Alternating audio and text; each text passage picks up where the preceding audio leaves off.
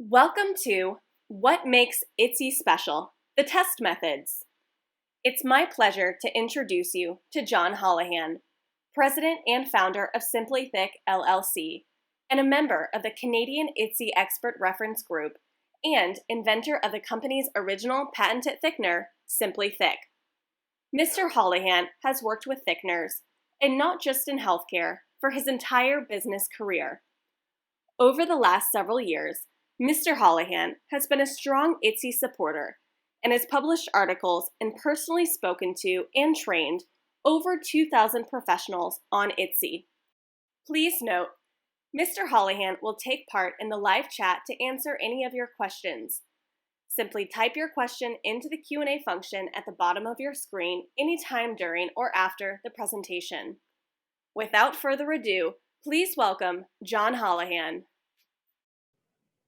Thanks, Liz, and thank you to the SGP Marketplace for having me here today. Welcome everyone to today's webinar, What Makes IDDSI Special? The Test Methods. I'm excited today to provide you with a short presentation reviewing the thing that really makes IDDSI diet so special, the test methods and tools. Although the creation of the international standards and terminology for dysphagia diets is a major accomplishment of IDDSI, it really is the practical, simple, inexpensive, fast, and evidence-based test methods that makes IDDSI unique.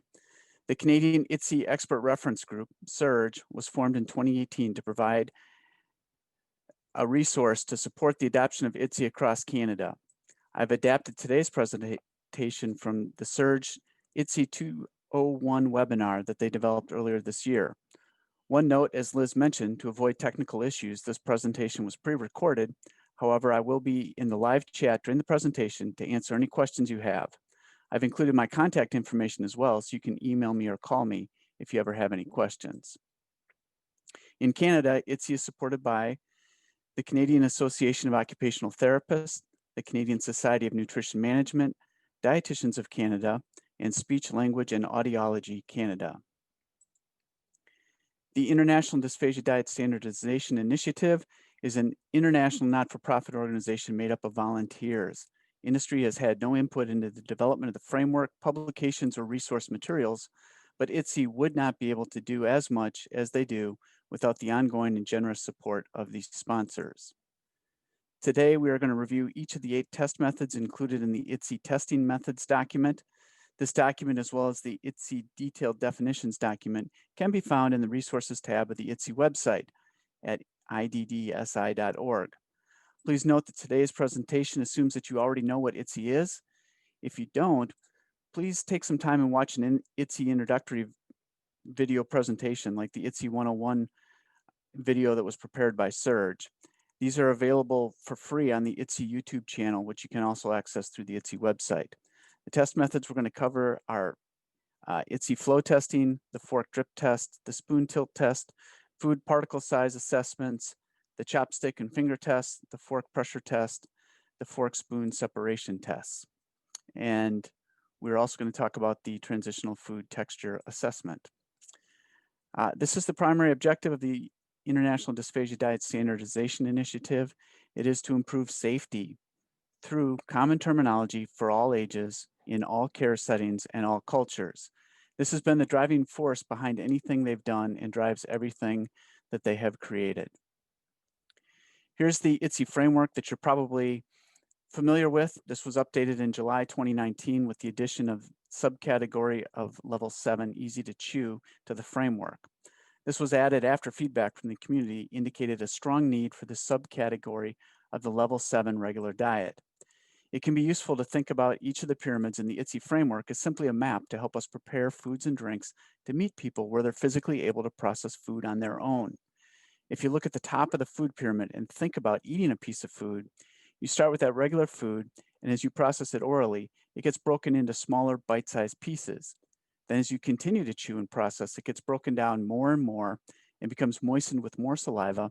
And as you're almost ready to swallow, it really is at this point a minced and moist texture. If you really keep chewing and processing, you'd end up with a pureed or liquidized food in your mouth. So the framework helps guides us as we pre-process the food in the kitchen to meet the person where they're able to finish the oral processing on their own. On the drink side, the goal really is to increase the thickness just to the point that they can have optimal control and swallow the bolus most efficiently on their own, no more and no less. At first glance, it is easy to think that there are 8 texture and thickness levels, each numbered from 0 to 7. However, if you look closely at the framework, you can see that levels 3 and 4 refer to both a food and a drink. In addition, as mentioned, level 7 includes both regular and easy to chew foods. And then there's the category of transitional foods on the left of the food triangle. If you add all of these up, there's actually 12 distinct categories of food and drinks within the IDDSI framework. There's 5 drink levels and 6 food levels plus transitional foods. Outside of regular foods and thin drinks, each level has its own set of test methods to be sure that the food and drinks are prepared according to the definitions of IDDSI. And this brings us to the measurement dilemma. In the real world, meaning right at the point of eating or drinking, we need tests that can be used to ensure that the food and drink still meets the requirements of the texture and thickness levels when it is consumed. These tests need to be accurate, inexpensive, fast, simple, durable, consistent, and reproducible. There are laboratory pieces of equipment that could be used. They are accurate. They're also expensive. They tend to be very delicate, and they're most useful for determining fine differences between samples rather than broad categorization. Here's a piece of equipment you might be familiar with, the Bostwick consistometer. You can see that there is a gate toward one end of the device, and when closed, the reservoir on the left can be filled up with up to about 100 milliliters of a sample to be tested. Then the gate is opened, and you simply measure how far the liquid flows in a given amount of time. There is no universal method for using this device, but most often I'll see 50 or 75 milliliters tested for about 30 seconds to 1 minute. The Bostwick is a good test, except it needs a large sample.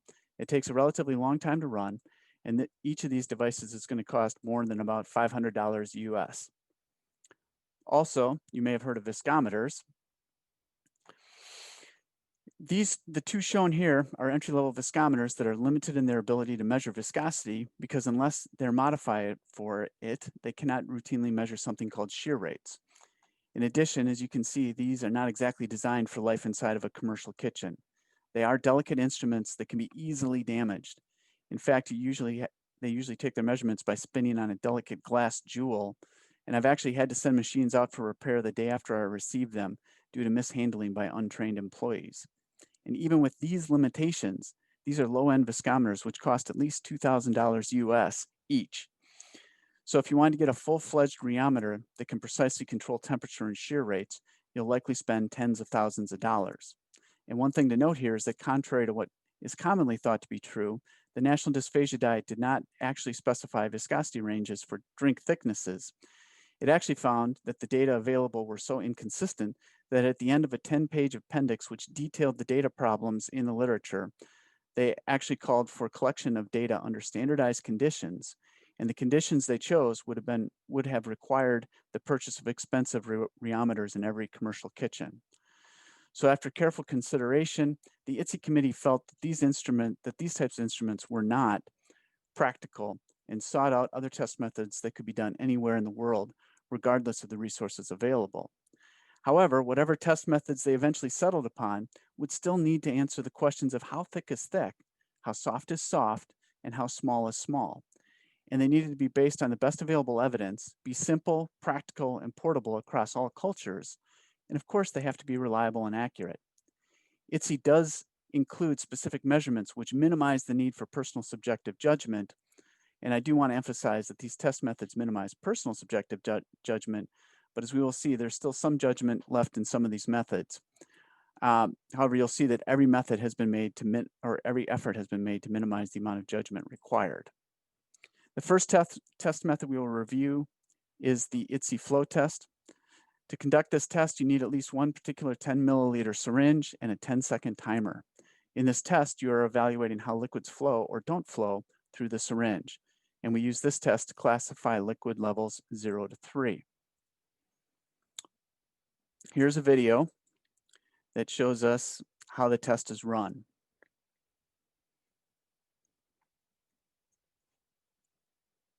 It's probably the best way to see how the test is run is to just watch it being run.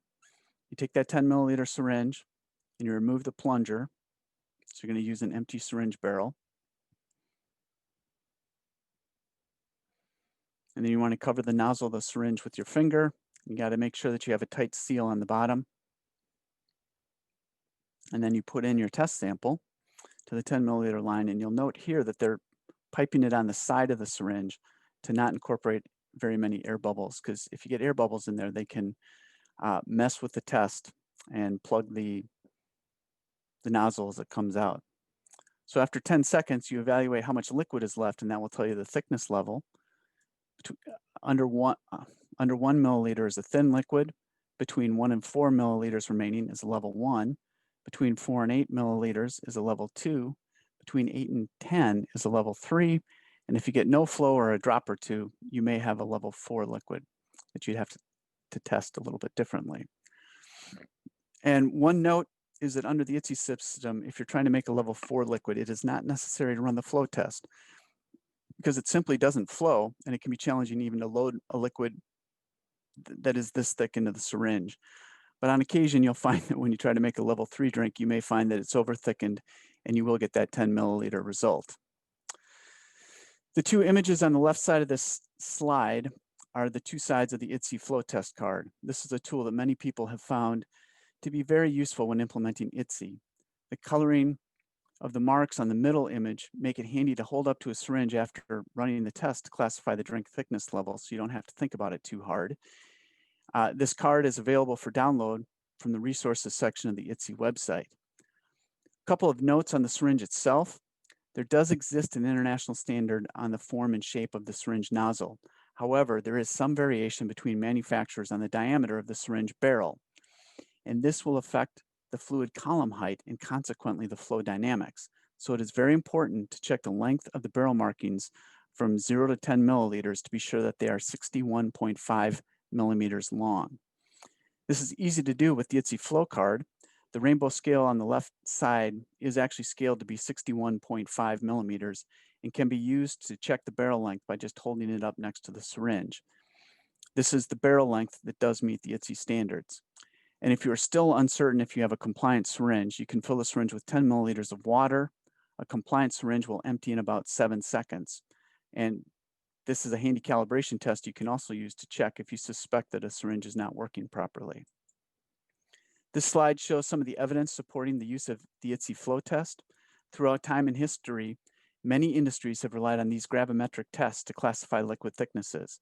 The posthumous funnel is an example that has been used in the dairy industry for years. You can even find a recent paper where the posthumous funnel is used as a tool to predict the mouthfeel of different formulations.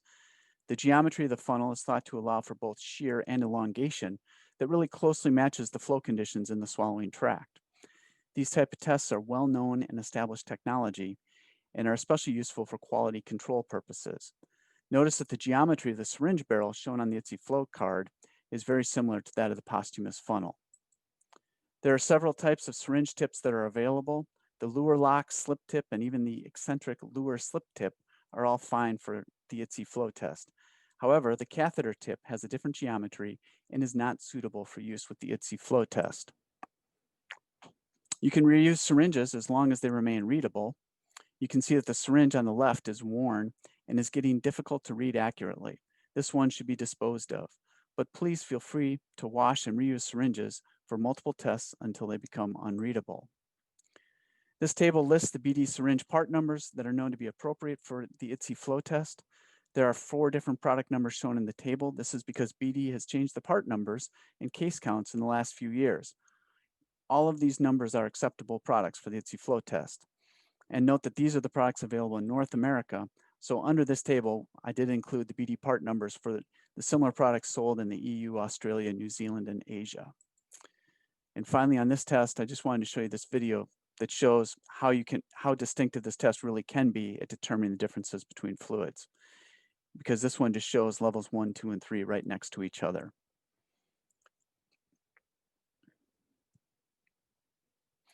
As you see, as soon as they remove their fingers, you can almost tell the difference immediately. The level 1 is a continuous flow, the level 2 is a quick drip, and level 3 is a very slow drip. And after 10 seconds, you can see it really does make a difference. So it's a very handy test, and it does tell you the difference. The next test method to discuss is the fork drip test. Here, we are evaluating how liquids flow or don't flow through the tines of a fork, and we use this test in levels 3, 4, and 5. For moderately thick level 3 liquids, you simply scoop the fork or draw a fork through a liquid and evaluate how it flows through the tines. There should be a small amount that remains on top of the fork with no significant mounding, and the drink should drip slowly or in dollops or strands through the tines. And this is what it looks like.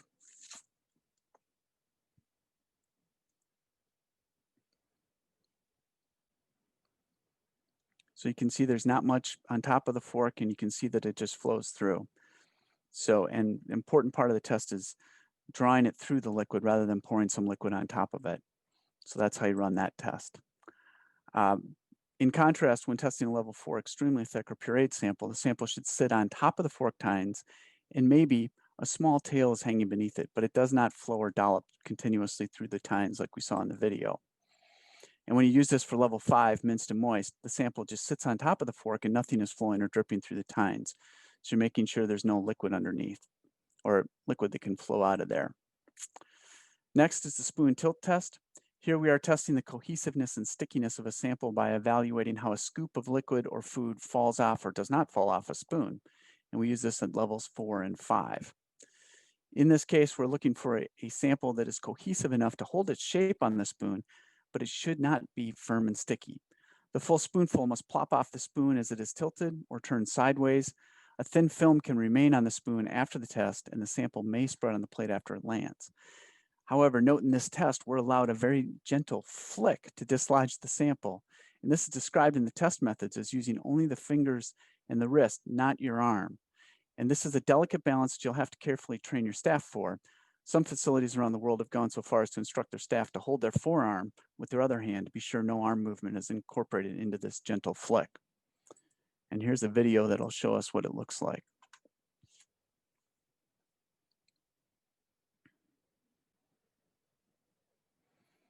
So even though this first sample is a dark food, you see it falls right off, and it does leave a film, but that's okay. And it falls down and you can see the shape. Now this first one kind of looks like mashed potatoes, and that falls off just fine. This also looks like mashed potatoes, and that's too sticky. You can see how hard they had to work to get that off the spoon. So note that during a meal service, your mashed potatoes may be fine at the beginning, but as they're served and as they dehydrate a little bit, or as they cool a little bit, they can get sticky like that. So you have to have your staff trained to watch for that change and know what kind of foods are going to have those changes so you can refresh them by doing things like blending in some butter or something like that later on so that they're not as sticky. Next, we'll talk about how to assess the size of food pieces. IDDSI does these assessments with a fork and or an adult thumbnail. The tines and slots in a fork are used for smaller pieces of food, where the thumbnail or the whole width of the fork are used to evaluate bite-sized pieces. We use these are tests that are used in IDDSI levels 5 and 6, and it is used to ensure the proper sample size is used in assessing transitional foods. So adults will chew food until it reaches a size of between 2 and 4 millimeters before swallowing a bolus. Level 5, minced and moist, requires that the food pieces be smaller than 4 millimeters for adults and 2 millimeters for children. IDDSI has found that most fork tines are actually 4 millimeters apart, so the very simple assessment is to be sure that the food fits between the tines of the fork. Of course, you need to be sure that the forks in your facility are 4 millimeters apart to properly judge this. And you have to remember that food is actually three-dimensional, and IDDSI actually allows for food to be 4 by 4 by 15 millimeters for adults and 2 by 2 by 8 for children, so that this will allow things like rice or chopped up noodles to be compliant with IDDSI without more processing. And note that most foods will be more uniform when you run it through a food processor, just due to the way that food processors will work and chop things up. IDDSI has 3 other times that you will need to be able to measure that samples are 15 millimeters or 1.5 centimeters wide. Bite size is a maximum food piece size of 15 by 15 millimeters for adults and 8 by 8 for children. The goal is to always provide food that is small enough that it will not fully block the airway if it accidentally ends up in the trachea. Adult airways are usually larger than about 15 millimeters, and in children, the airways are usually larger than 8 millimeters. So that's the logic of a bite-sized piece of food, to make sure that it will not fully block the trachea. The sample size used in two tests we're going to talk about shortly use 15 by 15 millimeter samples.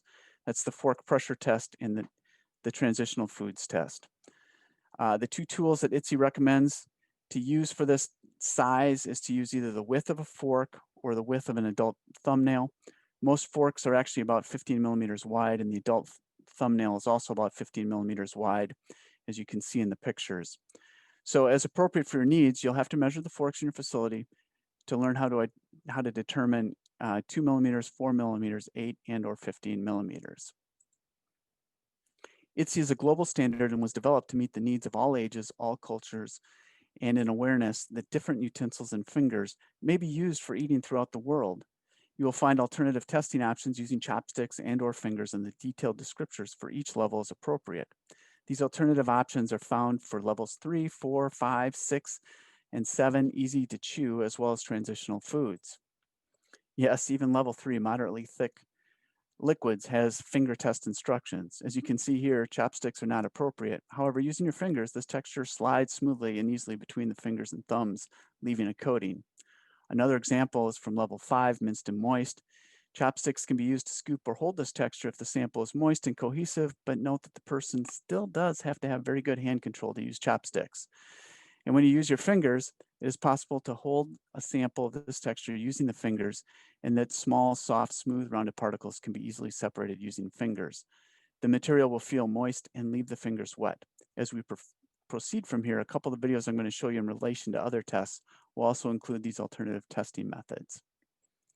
Next, we will discuss the fork pressure test. A spoon can also be used, but it is not usually recommended. In this test, we're evaluating the firmness of a sample of food based on the effects of pressing on it with a fork. This is used for levels 5, minced and moist, level 6, soft and bite-sized, and level 7, EC, easy to chew. It is also mentioned on the level 4 audit sheets as a preferred but not critical test to be sure that pureed foods do not have too much structure to them. In this test, you press on a 15 by 15 millimeter piece of food with your thumb in the bowl of a fork with just enough force so that the tip of the thumbnail blanches or turns white. The food should squash easily and not return to its original shape. To be acceptable, we do want to see that the sample is squashed, broken, and changing shape. It turns out that the pressure required to blanch the thumbnail is quite consistent across the world, regardless of skin tone. And it also turns out that the pressure necessary to blanch the skin under the fingernail has been measured to be around 17 kilopascals, as shown in the interoral pressure device here.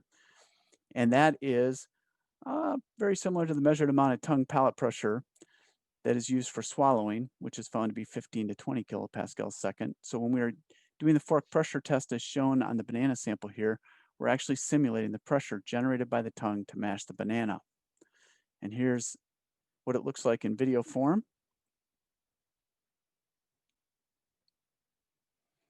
So here you have the 15 millimeter piece, and it just pushes down and it breaks very easily. The scale in front shows us that it is 15 millimeters across.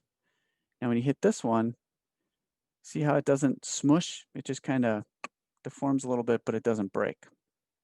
It did not break down. And this is one of the chopstick versions. So when you pick up the one that's appropriate, it smushes very easily.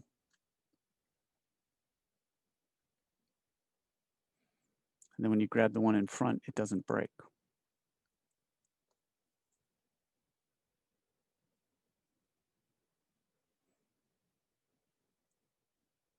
And here's the finger version of that. You can see it just smooshes really easily in their fingers.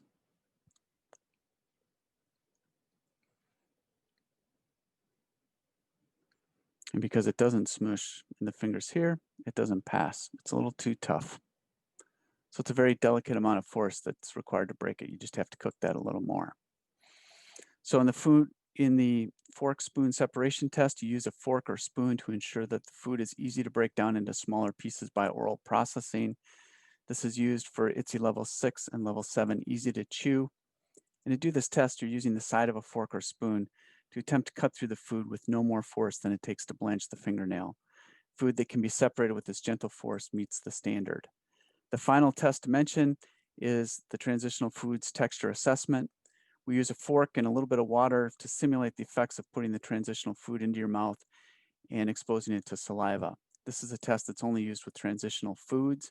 And here you take a 15 by 15 millimeter sample. And note that this is just the sample size only. Transitional foods can be served at any size based on a clinician's judgment that is appropriate for the individual. But we're taking a standard size, and then it is moistened with 1 milliliter of water, let stand for 1 minute, and then you basically perform the fork pressure test on the sample. So you push down on it with a fork until the thumbnail blanches. The sample should be squashed and does not return to its original shape. So now we've covered all of the test methods, properly characterizing all the foods that fall into each of the 12 levels we see in the IDDSI framework. So now the next question is going to be, how can you prepare for this type of testing? The first thing to do is to get some IDDSI compliant syringes. Then you can get comfortable with running the IDDSI flow test. Next, you need to get out a ruler and measure the forks in your facility to decide how to use your forks to measure particle sizes. Are the tines 4 millimeters apart? Is the fork approximately 15 millimeters wide? Then you need to download and read the testing methods document as shown here on the right. It's fairly easy to locate on the IDDSI website, so I'm going to show you where it is because it's so important of a document. You either type into www.idsi.org/resources, or you go to the home page and select the Resources tab on the blue navigation button. It's the 5th tab from the left, shown here, and under the 3 light blue navigation sections under the word Resources, you should see the General Resources tab right here. If the tab is not pink already, you may have to click on it, and the framework and documents should be shown right there. And honestly, if you've gotten this far, you might as well download the framework and detailed descriptors right above the testing methods document. You can also download some of the wonderful posters available on the IDDSI website. They're available literally just below the documents I just showed you how to locate. You take a look at these and decide which one or ones will be helpful to you and your staff. There's a variety of options that are tailored to different situations and needs. You should be able to find one that will be most helpful in your situation. You download these, have them printed in a big format, put them on the walls. They'll be a great reference for you, your patients and staff, and anyone that'll be using IDDSI. Here's an example of one of the posters. This one contains a huge amount of information, and I won't even try to explain it. The important thing to know is that everything you need to know about IDDSI and foods is on the left-hand side, and everything you need to know about drinks is toward the right-hand side. There's basic descriptions inside the pyramids, testing information outside the pyramids, and in the lower left and upper right, there are test method pictures. So this one poster covers everything you need to know. And of course, as you move towards IDDSI implementation, schedule training days, play with food, play with recipes, play with drinks.